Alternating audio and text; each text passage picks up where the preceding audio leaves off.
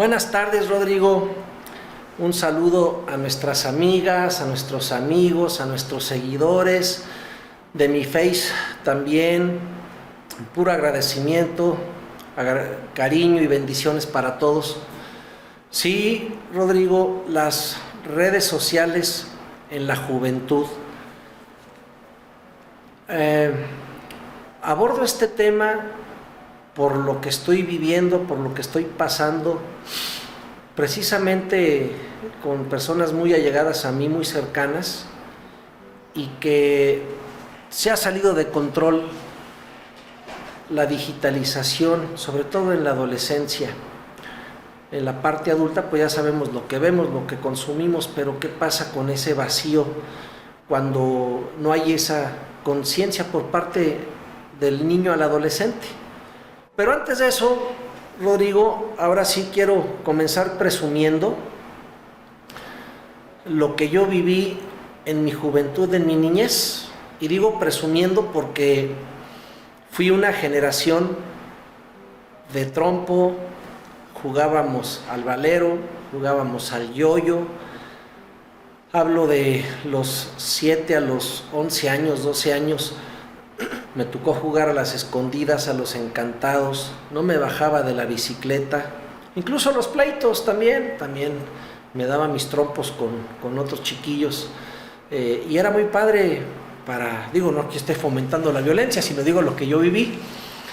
Fútbol, fue una parte en donde sí teníamos un contacto con la naturaleza, con todo lo que la vida y un amanecer nos otorga. Yo recuerdo que amanecíamos los fines de semana y pues existía mucho juntarte con los vecinos, con los de tu cuadra, salir a caminar, a correr.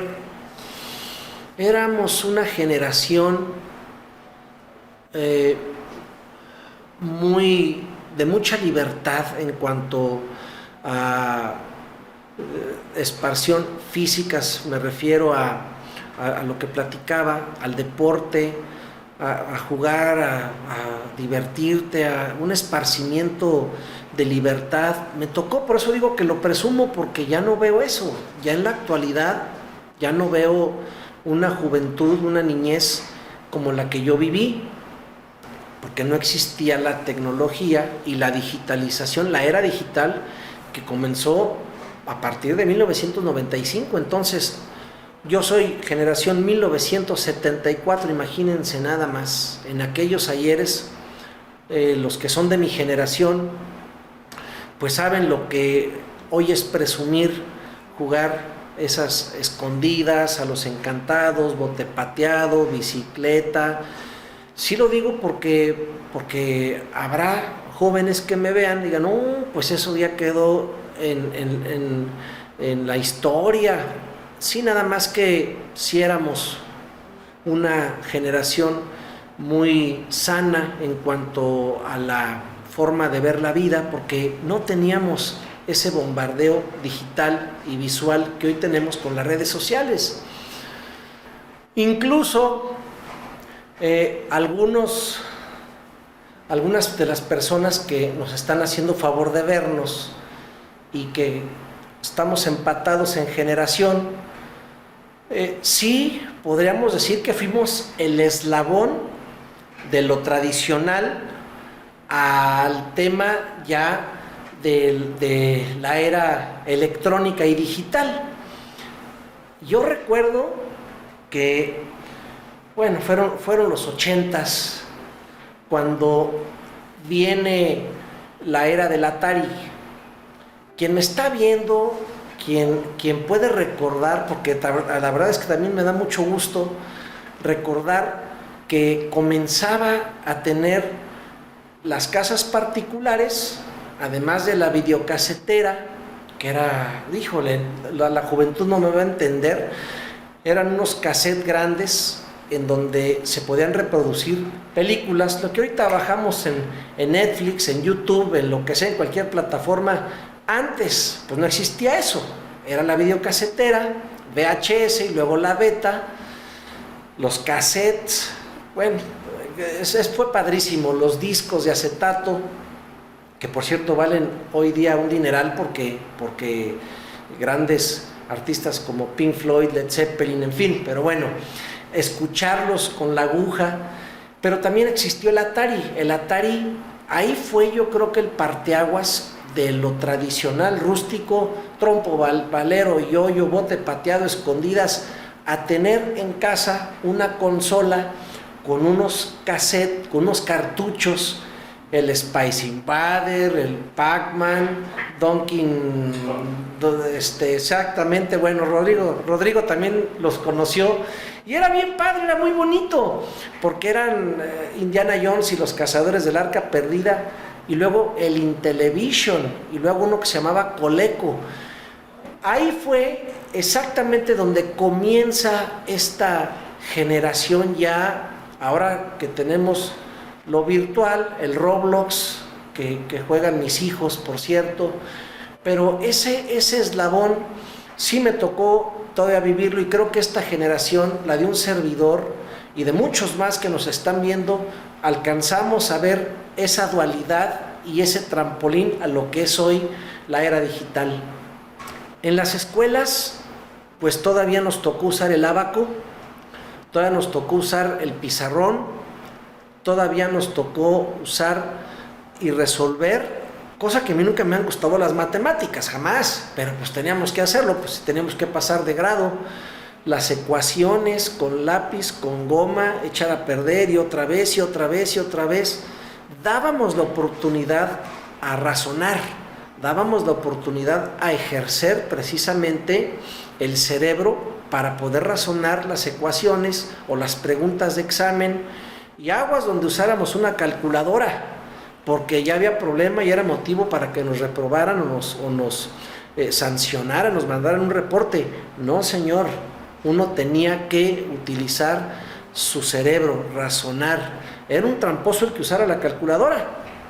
Y ahorita, pues una tablet se tiene que usar.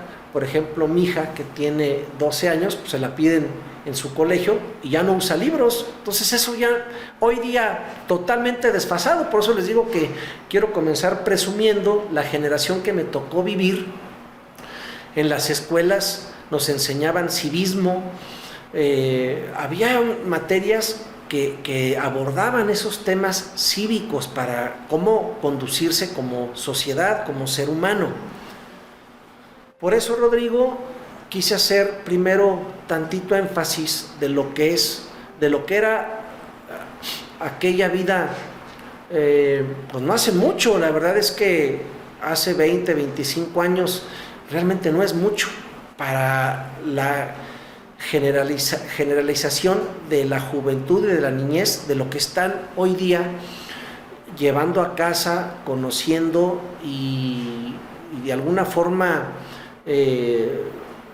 aportando para las nuevas generaciones.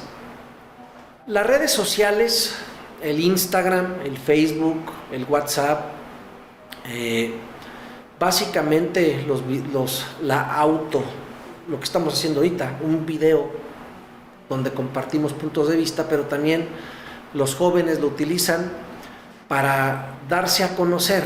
La popularidad hoy día, Rodrigo, entre la juventud, el darse a conocer, quién tiene más likes, quién tiene más todo, sí genera y despierta ciertas consecuencias en los niños y adolescentes.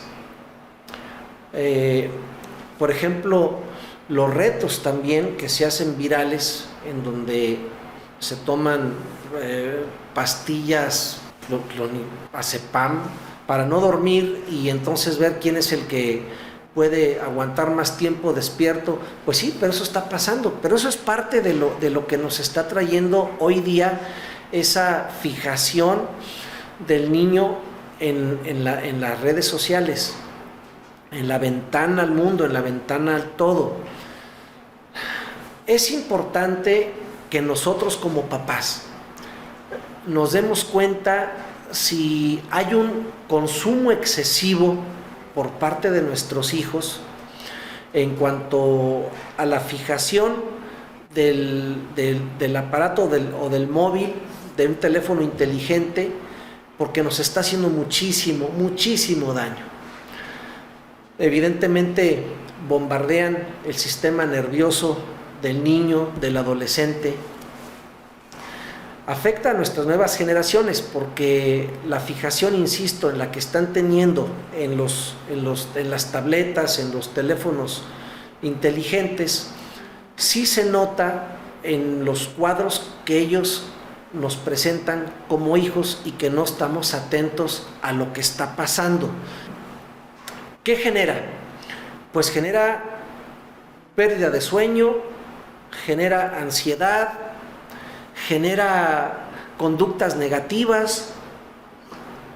Nosotros como papás debemos estar atentos con nuestros adolescentes porque va más allá esto. Incluso debemos, insisto, estar muy atentos, papás, del comportamiento de nuestros hijos, porque qué es lo que están viendo, qué es lo que se están compartiendo y la forma de expresarse de nuestros adolescentes a través de las redes sociales. Ojo,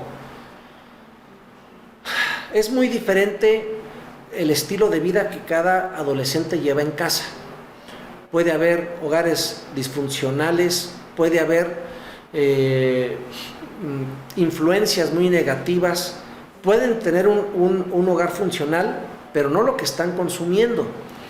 Pero entonces el adolescente, que es como un hoy express en cuanto a emociones, en cuanto a actitudes, en cuanto a la forma de ser, porque el adolescente, acuérdense, es de una forma en la escuela, es de una forma con sus amigos y es de una forma diferente en casa.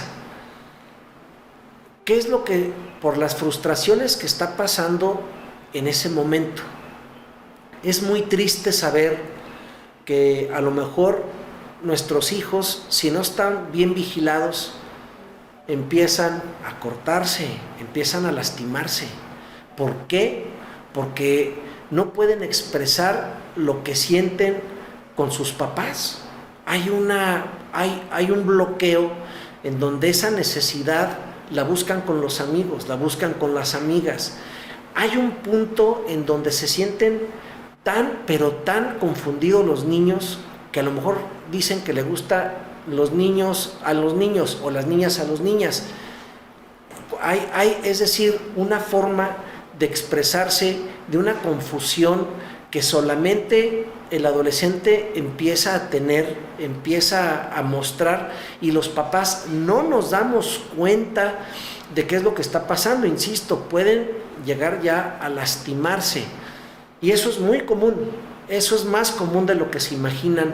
Por eso es importante estar al pendiente de qué es lo que está pasando, de que no se vayan a tomar medicinas, ansiolíticos, y aguas, cuidado con un acompañamiento psicológico mal dado, porque malinforman. Hay personas que se dicen ser psicólogos o psicólogas y no tienen la preparación para dar consultas a un adolescente. Se convierten en sus confidentes, pero no ayudan en absolutamente nada, absolutamente nada.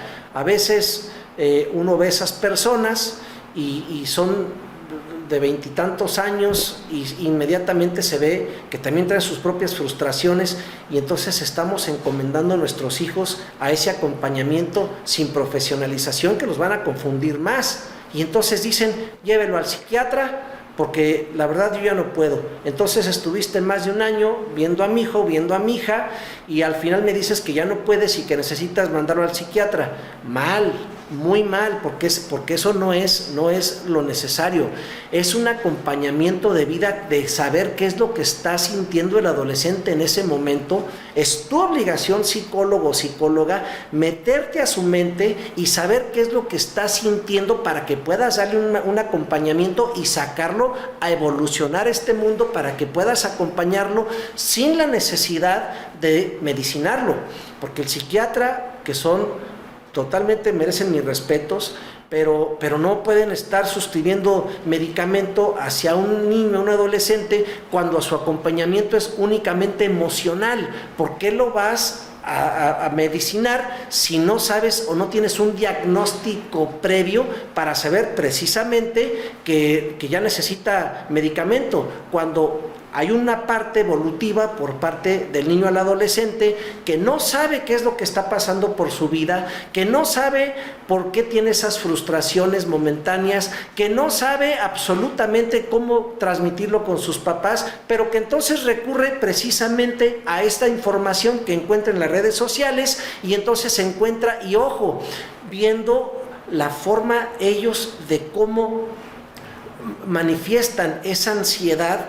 Vean cómo visten sus hijos, vean las canciones que escuchan. Hay canciones con letras súper depresivas. Ojo, papás, ahí nos están diciendo nuestros hijos que necesitan atención, que merecen la atención. Pero entonces los papás tampoco nacimos sabiendo ser papás, ni psicólogos, ni profesionales, ni expertos. Y entonces ya no es el problema, nos contagian los problemas y estamos con el Jesús en la boca de qué vamos a hacer y nada más quejándonos. A ver, no nos debemos de quejar. Si nosotros como papás traemos nuestros propios problemas, nuestras propias crisis, nuestras propias angustias, nuestras propias necesidades, y todavía meternos a la mentalidad de un adolescente que no nos permite entrar porque nos bloquea, y entonces se convierte en un caos, y a la rápida, mándalo al psiquiatra. A ver, momento, no es así, seamos responsables y no le saquemos al tema. Hay que entrarle al tema. Mis respetos para la psiquiatría, mis respetos para las personas que también psiquiatras que educan y que se dedican a saber el trato del niño al adolescente, y que entonces, bueno, pueden tener unas conductas ya definitivamente que necesitan medicina, pero no podemos hacerlo de un corte general. Insisto, hay psicólogos y psicólogas que yo conozco que no pueden con el tema, y tan fácil como que ya no me siento rebasada. Bueno, no sirves, no serviste, y no, yo creo que mejor quita el título de tu pared, psicólogo, psicóloga, que no supiste dar un acompañamiento y que la verdad pues eres un fracaso, pero no por eso vas a perjudicarle la vida emocional a un niño o a una niña adolescente.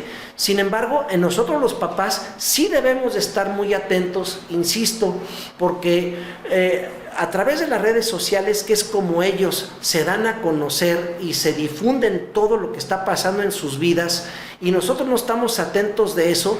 Bueno, es una evolución que, acuérdense, papás, nosotros pasamos por eso. Acuérdense de las frustraciones y de todo lo que tuvimos que aguantar para saber y ser hoy lo que somos y lo que sabemos a través de ese sufrimiento. Pero si no tenemos esa conciencia, si no tenemos esa capacidad de entender y de tener esa empatía con los jóvenes y con nuestros propios hijos para entenderlos, y a la fácil los llevamos y los ponemos en manos para que nos los medicinen y nos los atonten, no es por ahí. Yo soy de la idea que no es la salida la más correcta inmediatamente llevarla a un psiquiatra, cuando lo que necesita es un acompañamiento de un especialista conductual que sepa cómo conducir esas emociones sin necesidad de llegar a la medicina. Fíjense, el cerebro tiene dos funciones, que es la parte cortical y la subcortical. La parte cortical, fíjense, por eso tan importante que es esto. El funcionamiento de la parte cortical es cuando nosotros usamos el raciocinio, la lógica, la forma de pensar correcta. La subcortical entra en emergencia. Cuando en instantes de peligro nosotros vamos a reaccionar, entra esa parte. Hay momentos cuando ven las redes sociales, cuando se exponen, cuando hay problemas entre los grupos que ellos manejan, cuando hay un like, que entra esa parte subcortical, pero es adictiva. Entonces se bloquea en automático la cortical, la del razonamiento, y entonces el niño, el adolescente, está trabajando con el subcortical. Pero imagínense lo que trae de consecuencias. ansiedad, falta de apetito, falta de dormir, un genio insoportable. ¿Por qué? Un insomnio, incluso sin dormir horas, porque están enajenados con todo el tiempo con el móvil, y nosotros lo vemos, y también somos a veces culpables, porque con tal de que se calle el niño, con tal de que deje comer, ahí está la tablet, ahí está úsalo, pero no sabemos que nosotros estamos también procreando ese daño, cuando, insisto, como adultos también se hacen dependientes de los móviles.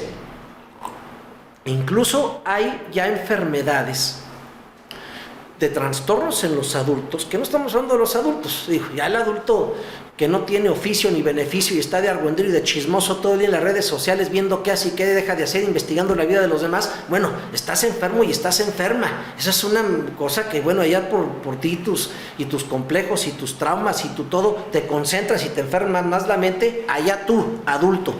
Pero un niño sí debe de estar, los papás nosotros, al pendiente de qué es lo que están viendo, cómo se están, insisto, cómo están transmitiendo esos sentimientos que la están pasando muy mal, y que nosotros como papás no estamos advirtiendo esas señales, y que es hoy express de los niños, de los niños a los adolescentes, sobre todo esa parte entre los 11 y los 16 años, que es cuando ellos ni se conocen bien, no razonan bien, y salen con cosas como eso, que ya me quiero hacer piercings, que ya me quiero tatuar, que me gustan los niños cuando eres niño, niña cuando eres niña, cuando empiezan las autoflagelaciones, bueno, hacerse daño en su cuerpo, cartas de suicidio. Eso pasa con los jóvenes, y no nos debe de dar a nosotros pena saber cómo están nuestros hijos. Y si ya sabemos qué es lo que está pasando, tampoco poner el grito en el cielo ni ponernos a lamentar, acompañarlos y tomar las cosas con responsabilidad,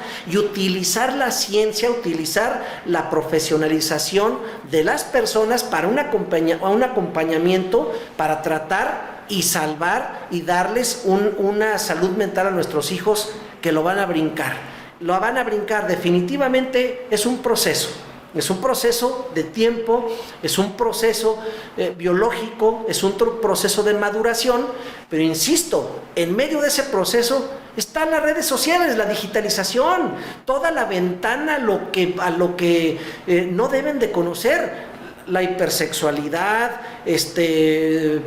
cómo hacer bombas caseras, los retos de a ver quién se duerme más tarde, en fin, todo lo que no se debe de aprender, porque si vemos nosotros el internet como una herramienta para la cultura, para la ciencia, que se pongan a saber los orígenes de quiénes somos, de nuestro país, pues eso nadie lo hace.